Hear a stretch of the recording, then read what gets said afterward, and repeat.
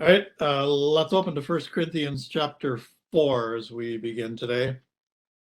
So again, we're looking at the verses in the Bible that have the word mystery or mysteries. And the seventh time that we find those words is in 1 Corinthians chapter 4.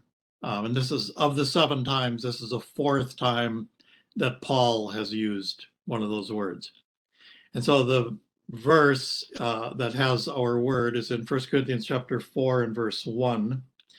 Let a man so account of us as of the ministers of Christ and stewards of the mysteries of God. So that's the word we especially want to take note of, is the mysteries of God.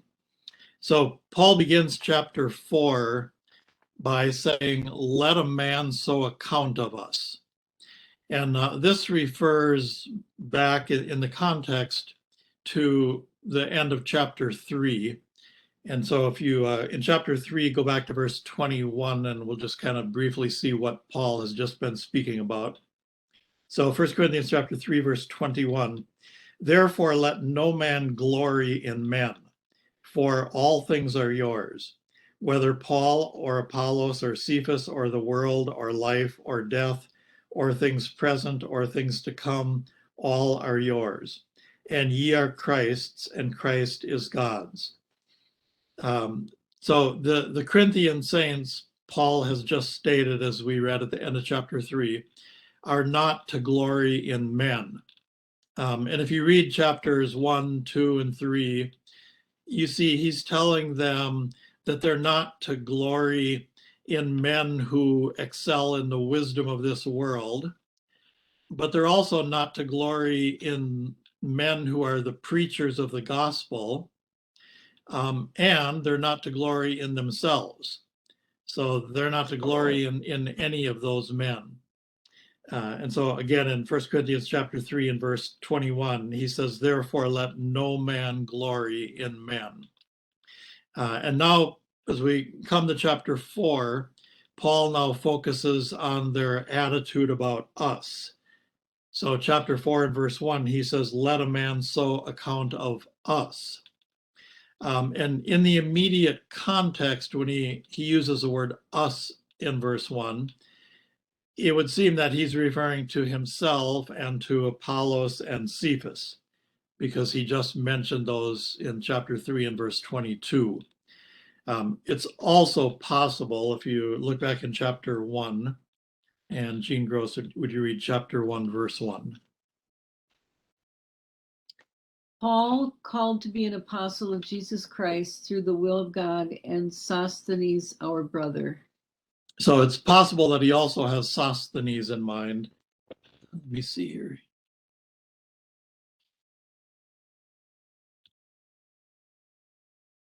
Yeah, I got some messages popping up here. It's writing what you're saying.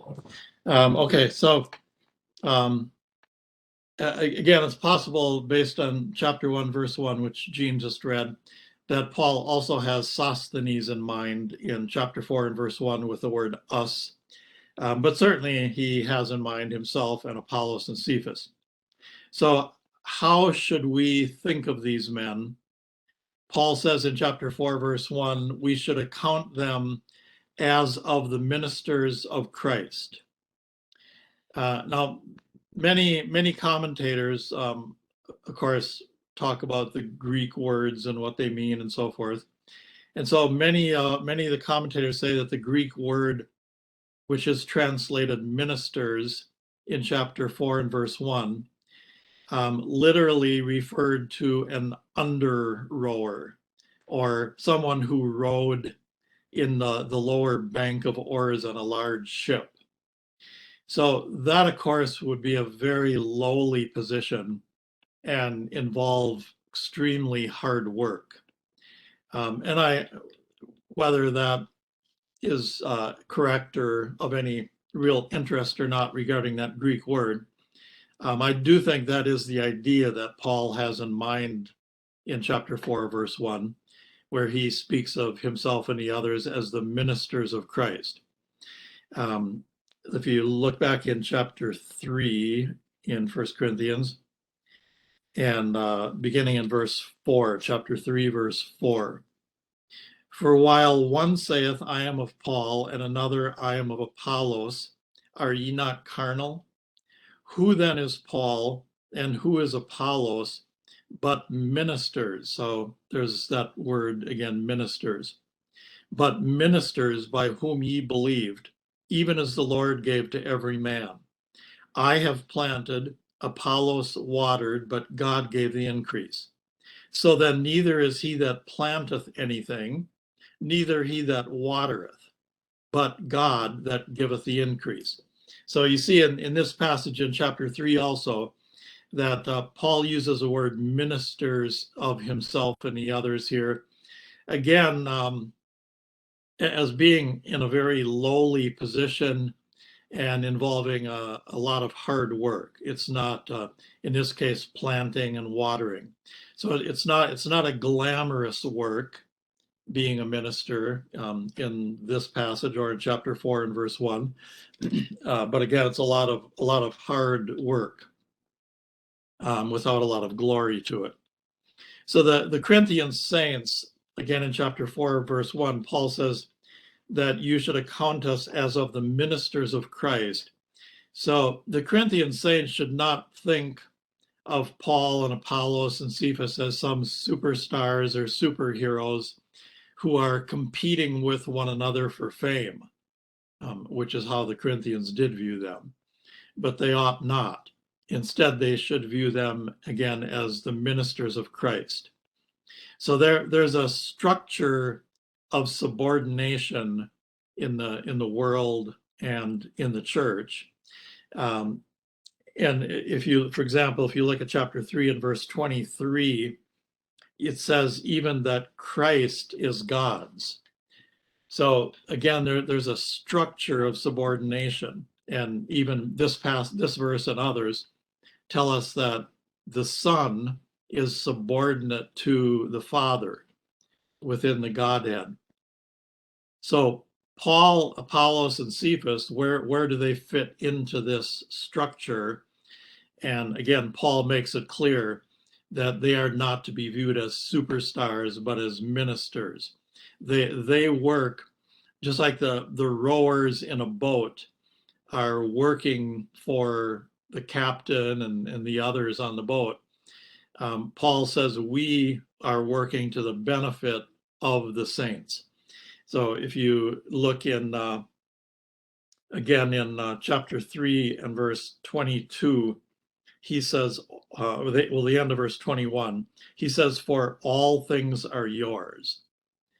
And he's, in the context, he's including, again, himself and Cephas and Apollos. We exist to help you, to minister to you. And then in chapter 4, verse 1, Paul also says that we should account these men as stewards of the mysteries of God. So let me give you a definition of the word steward. A steward is a man employed in great families, and great would mean not necessarily large, although often it would be, but more the idea of powerful, wealthy.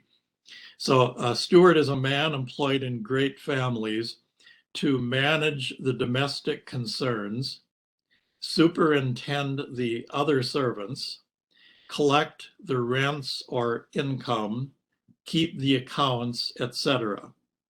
So unlike the word ministers, which we have talked about is a very lowly position, the word stewards refers to quite a high position and a position of great authority and responsibility. So the responsibility of a steward was to administer all the affairs of the household. The steward was the head servant. Look back in the book of Genesis chapter 15. Genesis chapter 15, and Jeff, if you're able to read, would you read verse 2? Okay, Genesis chapter 15, verse 2. sure. And Abram said, Lord God, what wilt thou give me, seeing I go childless, and the steward of my house is this Eleazar of Damascus? Okay, so Eliezer was held that position in Abraham's household of being the steward or the chief steward. And of course, as we know, Abraham was a very wealthy man and had a large household. So the looked at in chapter 24 of Genesis. So that would be a very high and an important position that Eliezer held. And then in Genesis chapter 24, Dick, would you read verse 2?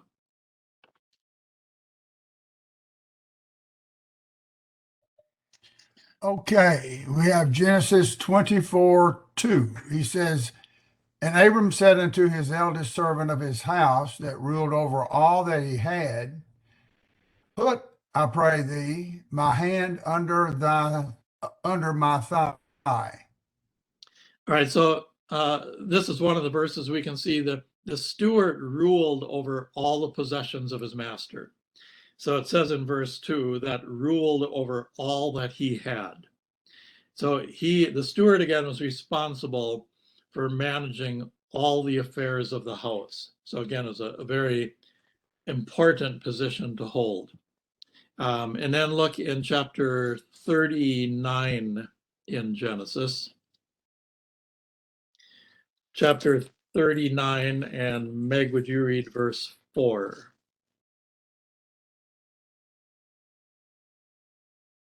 Chapter 39, verse 4.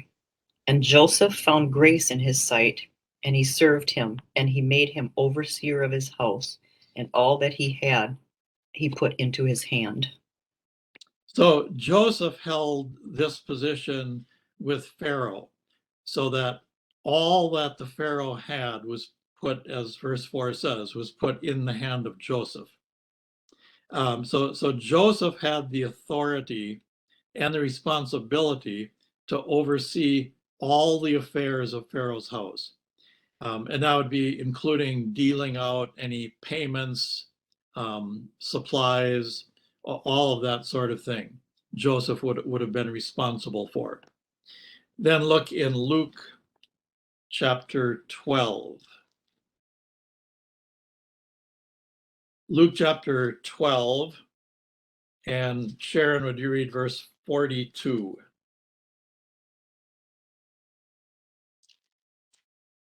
So Luke chapter 12 and verse 42. Yes. And the Lord said, Who then is that faithful and wise steward, whom his Lord shall make ruler over his household, to give them their portion of meat in due season? All right, so we see this again about the steward here in verse 42, that he was made ruler over his household. And he's the one here to give them their portion of meats in due season. And then look in chapter 16 in Luke. Luke chapter 16, and Gabrielle, would you read the first 2 verses in Luke chapter 16? Luke 16, 1 and 2. And he said also unto his disciples, There was a certain rich man which had a steward, and the same was accused unto him that he had wasted his goods. And he called him and said unto him, How is it that I hear this of thee? Give an account of thy stewardship, for thou mayest be no longer steward. So you see in verse 1, there was a certain rich man which had a steward. Poor people wouldn't have a steward, but the rich would. And you see that the steward must not waste the goods of his master, or he's going to get in trouble, as here in Luke chapter 16. Okay, then go back to 1 Corinthians chapter 4. And so again, in chapter 4, 1 Corinthians chapter 4, verse 1, Paul says, let a man so account of us as stewards of the mysteries of God. So in this case, Paul's not speaking about being a steward of money or food or clothing. Of course, we're also to handle those things responsibly, but that's not what he's speaking about here. He's speaking about being a steward of the mysteries of God. Now, we've talked for the last few weeks, and we'll continue to talk about the meaning of the word mystery or mysteries in the Bible. But in the Roman Catholic Church, they say that the mysteries of God are the sacraments. And of course, that's not at all the case.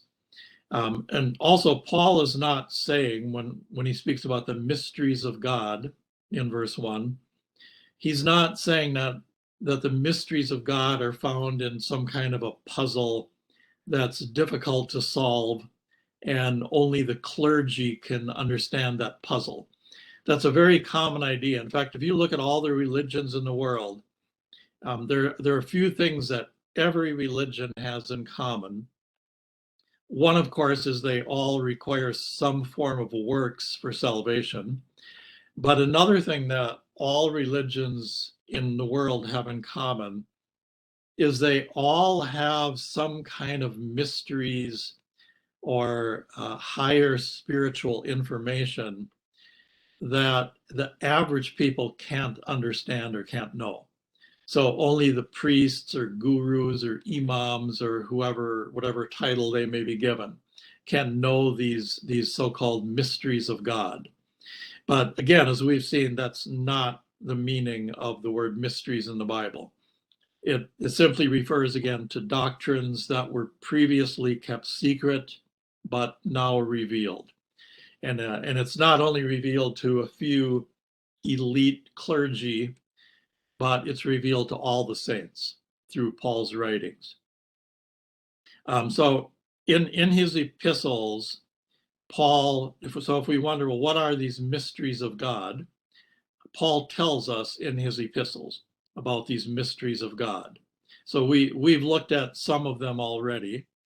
So we looked at Romans chapter 11 and verse 25, where Paul reveals the mystery that blindness in part has happened to Israel until the fullness of the Gentiles be come in. So we've talked about that. And then we looked at Romans chapter 16 and verse 25, where Paul says that we are to preach Jesus Christ according to the revelation of the mystery.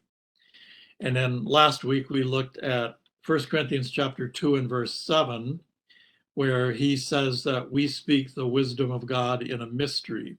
So these and more that we will look at later, these are the mysteries of God that Paul's referring to in chapter 4, verse 1. All right, then chapter 4 and verse 2.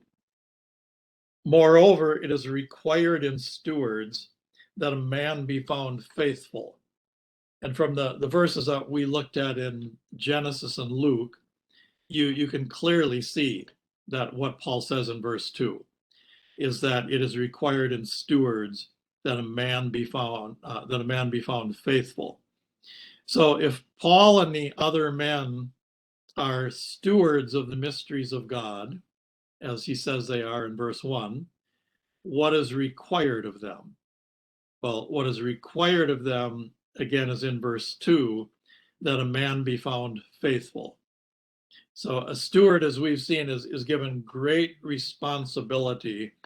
And of course, a lot of that responsibility is to free his master for other tasks. So the master doesn't have to deal with all these day-to-day details. The steward does that. And so by nature of the position, being a steward, the steward is not closely supervised. Because if you have to closely supervise the steward, then you might as well just do it yourself. It's not really saving you much time if you have to constantly be supervising him. So again, by nature of the position, a steward is generally not closely supervised. And so all the more so, it would be important that the steward be faithful and reliable. And clearly, Paul took his responsibility as a steward of the mysteries of God very seriously. I'll turn over for a moment to Galatians chapter 1. Galatians chapter 1, and would Bonsinger Joyce read verse 10?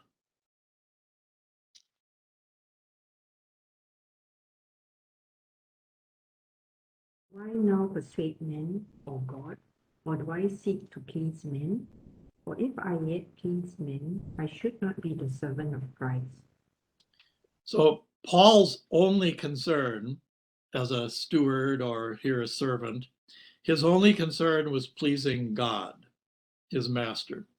He didn't care about pleasing men. His responsibility and his desire was to please God. And then also look in 2 Timothy chapter 4.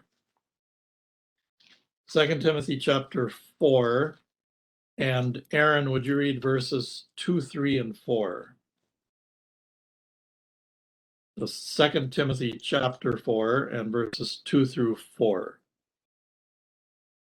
Preach the word, be instant in season, out of season, reprove, rebuke, exhort with all longsuffering and doctrine. For the time will come when they will not endure sound doctrine, but after their own lusts shall they heap to themselves teachers having itching ears. And they shall turn away their ears from the truth, and shall be turned unto fables. So the responsibility of a steward or a servant is to preach the word at all times, in season, out of season. It's not to please men, because as he says in verse 3, the time will come when they will not endure sound doctrine, but nevertheless, you're supposed to preach sound doctrine. So your responsibility is not to please men. It's not to be successful in worldly terms, but it's to be faithful.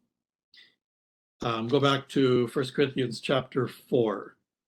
And so the steward is to reprove, rebuke, exhort with all long suffering and doctrine, not to have all sorts of accomplishments and achievements that he can boast about. It's about being faithful, not about achieving results. In fact, as we just read, Paul warns that the time will come when they will not endure sound doctrine. So your results will not look very good, but that's not the issue. So and of course the steward must, to do this, the steward must know the mysteries that have been revealed. That's the starting point. You have to study, you have to know the mysteries, and then you have to be faithful with those mysteries. All right, 1 Corinthians chapter 4 and verse 3. But with me, it is a very small thing that I should be judged of you, or of man's judgment. Yea, I judge not mine own self. So there were some in Corinth who questioned Paul's apostleship. You can see this in 1 Corinthians and a great deal in 2 Corinthians. But Paul says in verse 3, but with me it is a very small thing that I should be judged of you. Paul was a minister of Christ, and he was a steward of the mysteries of God. So it was immaterial to him what the Corinthians' judgment was regarding him. Turn over to Romans chapter 14 for a moment. Romans chapter 14, and Akun, would you read verse 4? Romans chapter 14, verse 4. Who art thou that judgest another man's servant? To his own master he sendeth or falleth. Yea, he shall be holden up, for God is able to make him stand. So Paul challenged the saints in Rome, who art thou that judgest another man's servant? To his own master he standeth or falleth. So there again, you see, God is the master. We are his servants, his stewards. And so we are responsible to God. And it's the master who will determine whether or not the servant or the steward is doing what he ought to do. And so go back to, again, to 1 Corinthians chapter 4. And again, looking at verse 3.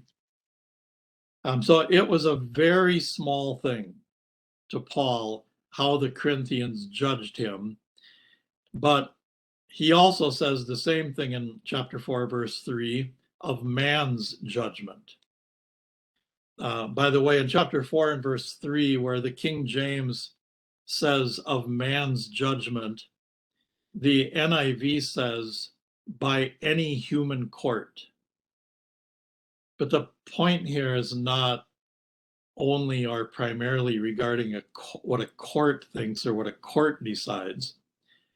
It's regarding any man's judgment in any setting, anywhere, any place, any setting. Look back in chapter 3 of 1 Corinthians. So that's a very misleading translation in the NIV. Way too narrow as far as what Paul's actually speaking about. 1 Corinthians chapter 3, and would Dan or Laura read verse 13?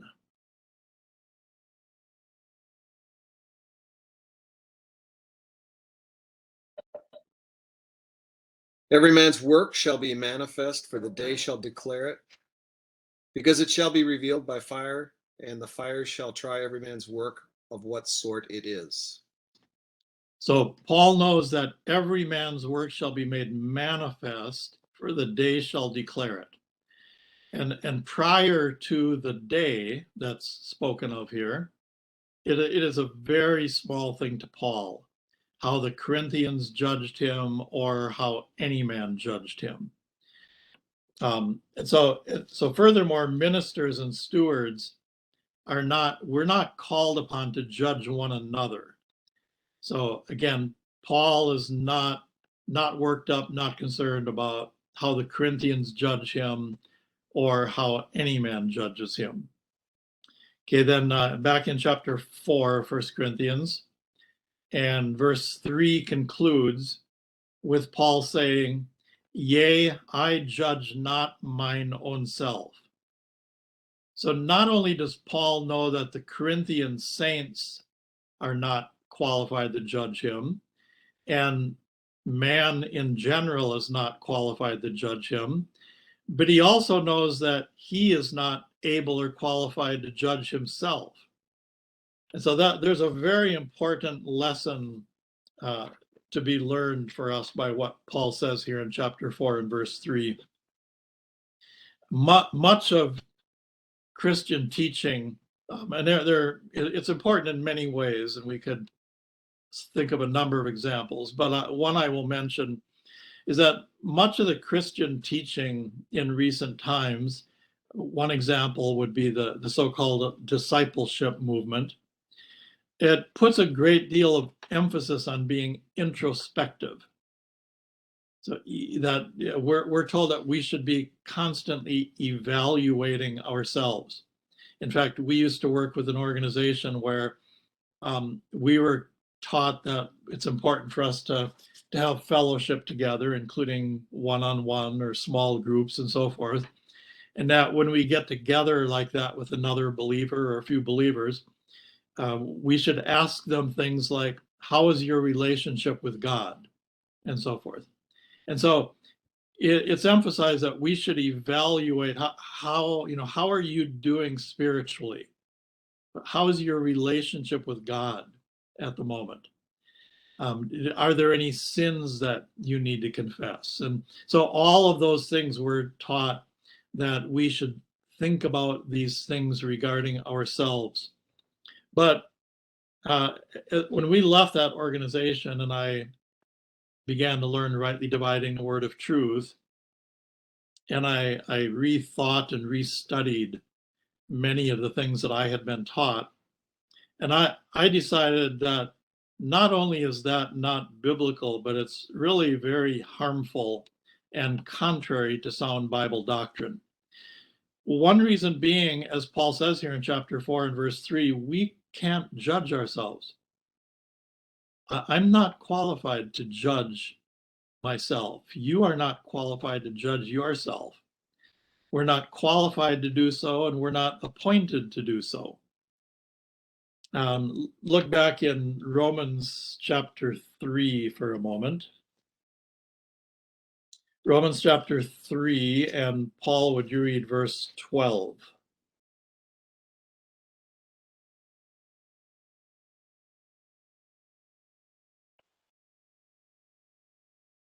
Okay. They're all gone out of the way. They are together become unprofitable. There is none that doeth good, no, not one. So the only judgment that I'm qualified to give about myself is what God has revealed about me. So, for example, in chapter 3, verse 12, as Paul just read, one thing I can say about myself is there is none that doeth good, no, not one.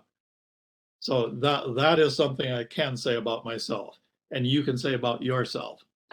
But when we go beyond what is clearly written in the Bible about me and about you, we're not qualified to make those judgments. All right, back in 1 Corinthians chapter 4 and verse 4. For I know nothing by myself, yet am I not hereby justified, but he that judgeth me is the Lord. So Paul's statement in verse 4, he says, for I know nothing by myself. Of course, he's not saying that he knows nothing in any sort whatsoever. There's a context to that statement. And the context is he just said in chapter 4 and verse 3, yea, I judge not mine own self. And so in that context, he says, for I know nothing by myself. So Paul again is saying that by himself, he is not qualified to judge himself. Again, the only judgment that Paul could make about himself or that we can make about ourselves is what is revealed in the scriptures, such as one example would be what Paul just read in Romans 3:12. In 1 Corinthians chapter 4 and verse 4, the NIV says, my conscience is clear. But that's very misleading, because that would indicate that Paul was introspective, as we just talked about, and examined himself, and then concluded that his conscience was clear. And there are other contexts that we could look at where we would see some similar kind of things like that. But in this context, that's exactly the opposite of what Paul's saying. Paul is teaching here against being introspective. He's saying we're not qualified to judge ourselves. So what is the point of being introspective and examining ourselves, examining whether our conscience is clear, if, as Paul says in verse 4, I know nothing by myself? Well, then, if I know nothing by myself, how am I going to be qualified to do that introspective thinking and make those conclusions about myself? And when Paul says in chapter 4, verse 4, for I know nothing by myself, he's also not saying that we don't know right from wrong, because right and wrong are revealed in the scriptures. And so we ought to know what God says is right and what God says is wrong. Again, we have to be careful to keep this in its context. So Paul's speaking here only of how he has conducted himself regarding the church in Corinth. When he says in verse 4, for I know nothing by myself, yet am I not hereby justified. So Paul's saying that he personally was not aware of anything that he had done wrong in his ministry to the saints in Corinth. So when he says, I know nothing by myself, that's what he's speaking about.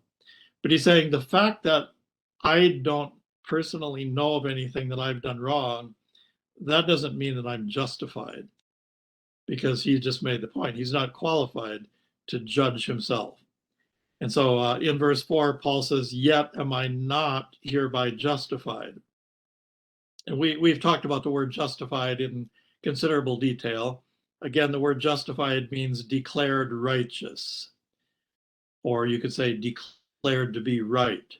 And obviously here in chapter 4, verse 4, Paul's not speaking about his eternal justification before God. Paul did know that he was justified in that sense, but that's not what he's speaking about. His point here in verse 4 is that simply because he was not aware of any wrongdoing in his ministry to the Corinthian saints, that doesn't mean that he didn't do anything wrong. That doesn't mean that his judgment is right. And then we'll wrap it up here in just a moment, but why is it that Paul's lack of knowing anything that he has done wrong regarding the ministry to the Corinthian saints, why is it that that does not justify him? And he says in verse 4, "Because he that judgeth me is the Lord." So again, no man has the knowledge and the authority to judge me. And even I do not have the knowledge and the authority to judge myself. And the same is true with you.